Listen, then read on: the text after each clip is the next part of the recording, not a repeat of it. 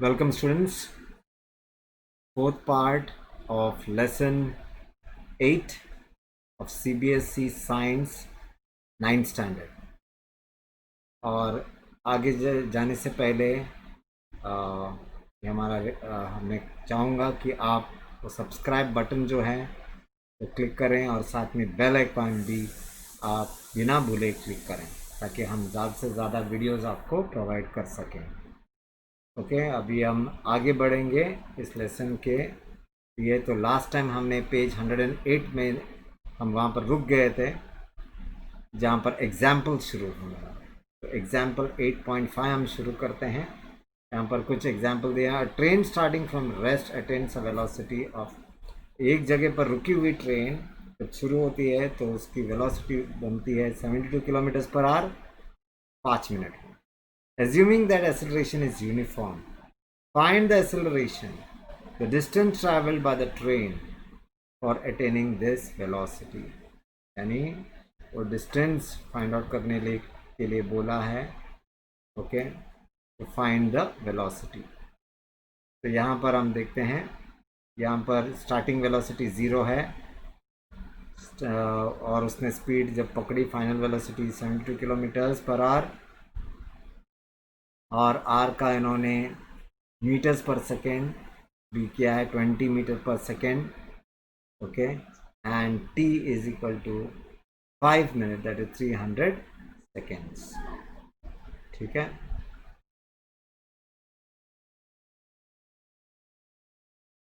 Okay. तो यहाँ पर फ्रॉम इक्वेशन 8.5 हम लोग ये फॉर्मूला है, हमको क्या फाइंड आउट करना है। यहाँ पर द एक्सेलरेशन यानी ए फाइंड आउट करना है और s find out, that is the distance find out करना है। तो ये फॉर्मूला यूज़ करेंगे v minus u. v is what 20 metres minus 0, okay, metre पर सेकेंड अपॉन 300। तो जब हम इसको माइनस करके 20 minus 0 is 20 and 20 divide by 300 is, नीचे रहता है 15, तो 1/15 एक्सेलरेशन। और s हम जब फाइंड आउट करते हैं तो उसी प्रकार s फाइंड आउट करने के लिए ये फॉर्मूला यूज़ करते हैं हम। और यहाँ पर v minus 0, okay, that is nothing but v square. Okay, इन्होंने दिया गया है v स्क्वायर। अभी v यानी जो फाइनल वेलोसिटी है वो है, इनिशियल वेलोसिटी हमको पता है वो 0 ही है। ओके, तो s इज इक्वल टू, अभी ये रहा 2as is equal to u square minus 0।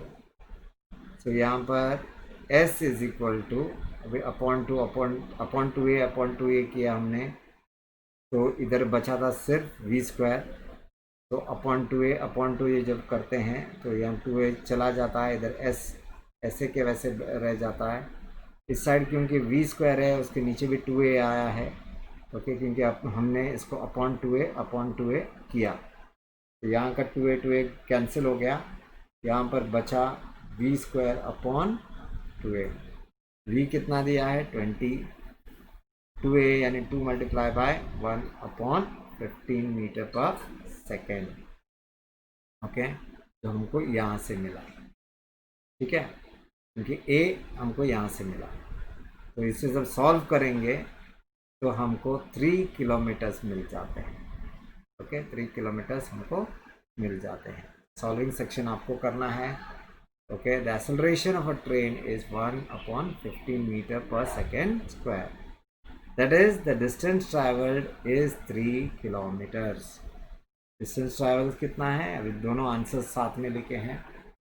तो अगला सम जो है वो भी ऐसा ही है। तो यहाँ पर सब आपको पहचानना है कि क्या फाइंड आउट करना है, कौन से फॉर्मूला सबको यूज़ करना है। A car accelerates uniformly from 18 kilometers to 36 kilometers per hour। Okay, यानी ये इनिशियल वेलोसिटी है, ये फाइनल वेलोसिटी है। तो u दिया है 18, v दिया है 36, दैट इज 5 मीटर पर सेकेंड और 10 मीटर पर सेकेंड।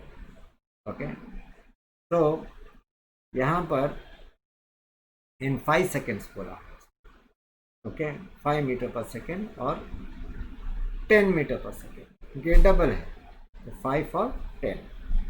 सो टाइम दिया है 5 सेकेंड्स। इक्वेशन है ये, अपने को क्या फाइंड आउट करना है, डिस्टेंस। इधर भी दो चीज़, एक्सेलरेशन और distance, same formulas. Initial velocity, final velocity minus initial velocity upon time, जब माइनस करेंगे 5/5 कैंसिल करेंगे 1, ठीक है। उसी प्रकार हमको डिस्टेंस भी फाइंड आउट करना है। तो डिस्टेंस फाइंड आउट करने के लिए हम फिर से वो डिस्टेंस वाला फॉर्मूला यूज़ कर रहे हैं, जहाँ पर u is equal to 5, t is also 5 and half, that is 1/2 multiply by 1, जो कि एक्सेलरेशन है जो हमको मिला already, multiply by 5, that is time 5 seconds का स्क्वायर, यानी 25, 5×5 और इसको अगर हम मल्टीप्लाई करें सो 5/2 होता है ये, दिस इज 5×25/2, डिवाइड करो दैट इज 12.5 और इन दोनों को ऐड करने पर 35.5 मीटर्स होता है। The acceleration of a car is 1 meter per second and the distance covered is 37.5 meters. Okay, तो दोनों आंसर हमको मिले। दूसरा एग्जाम्पल जो दिया है, brakes applied, the brakes applied to a car produce an acceleration of 6 meter per second square. Okay, तो breaks जब अप्लाई किया तो एक्सेलरेशन हुआ 6 मीटर पर second square in opposite direction of the motion. Okay, यानी ऑपोजिट डायरेक्शन, यानी car को रोकना है तो ऑपोजिट डायरेक्शन से हमको जो है एक बाधा क्रिएट करनी होगी, वो 6 मीटर पर सेकेंड की बाधा हमने क्रिएट की। If a car takes 2 second to stop after an application of brakes, यानी 2 सेकेंड लगते हैं कार को पूरी तरह से रुकने के लिए। Calculate the distance travel during this time.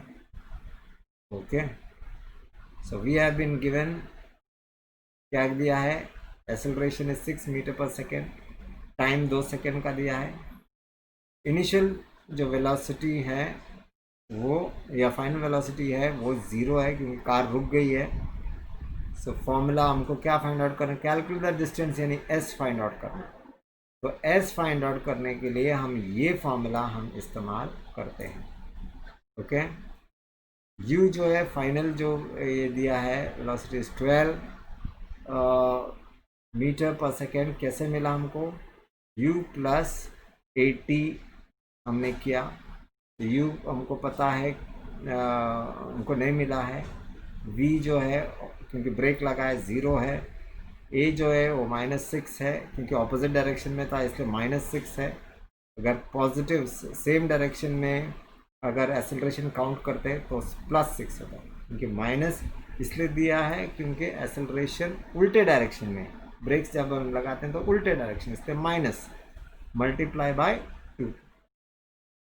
सो यहाँ पर u को हमने वहाँ पर ही रखा, 6 2 12, -12 हुआ, उस -12 को हमने इस साइड लेकर आया तो +12, यानी 12 मीटर सेकेंड। ओके, तो हमको u मिला। अब हम ये क्योंकि डिस्टेंस फाइंड आउट करना है तो ये फॉर्मूला यूज़ कर सकते हैं। तो u क्या है 12, t क्या है 2, 1/2 जैसे कि वैसा, a क्या है -6 क्योंकि नहीं ऑपोजिट डायरेक्शन में, t क्या है 2, 2 2 ज़ा 4, यहाँ 2 1 ज़ा 2, 2 3 ज़ा 6, कट हो सकता है, 3 × 4 12, ओके, और 12 2 ज़ा 24, 24 माइनस 12 कितना देता है वो 12 metre. Thus a car will move 12 meter before it stops after the application of brakes can. Now appreciate why drivers are cautioned to maintain some distance. इसीलिए ड्राइवर्स को आपने देखा रहेगा कि डिस्टेंस बोल के लिखा जाता है गाड़ी के पीछे, क्योंकि ब्रेक लगाने पर तुरंत वहाँ पर रुकेगा एक कभी कहा नहीं जा सकता, थोड़े आगे चलकर रुक सकता है, 2 सेकंड बाद रुक सकता है, इसलिए व्हीकल्स पे वो लिखा जाता है। ठीक है, तो यहाँ पर बहुत सारे क्वेश्चन दिए हैं, क्वेश्चन हम थ्रू कर सकते हैं।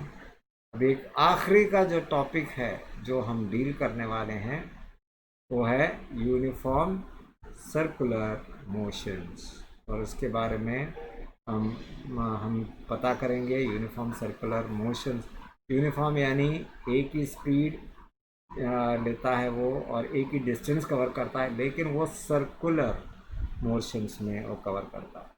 When the velocity of an object changes, we say that the object is accelerating. The change in velocity could be due to the change in its magnitude or direction of the motion or both. देखो, change in velocity और change in direction, उसमें changes हो सकते हैं, उसके ऊपर जो है वो एक्सेलरेशन डिपेंड करता है। ये एक्सेलरेशन कैसा है, कितना तक है, क्योंकि वहाँ पर अगर मोड़ आया तो मोड़ आने पर आप गाड़ी का स्पीड आप कम कर दोगे, सीधा है रास्ता तो तेज़ कर दोगे। ओके, अभी एक अलग अलग ट्रैक्स दिखाए हैं, rectangular track, hexagonal track, octagonal track and circular track. तो इसमें जो है ये सभी जो है डायरेक्शन चेंज कर रहे हैं। ओके, लेकिन इस चेंज करने के साथ साथ बहुत सारी चीज़ें हमको पता भी चल रही है, हम देखेंगे क्या क्या है।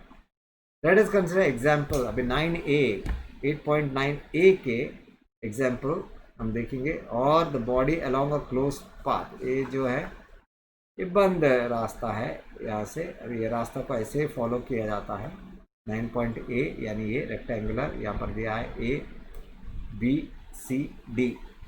ठीक है, अब यहाँ पर हम देखेंगे कि यहाँ पर क्या होता है।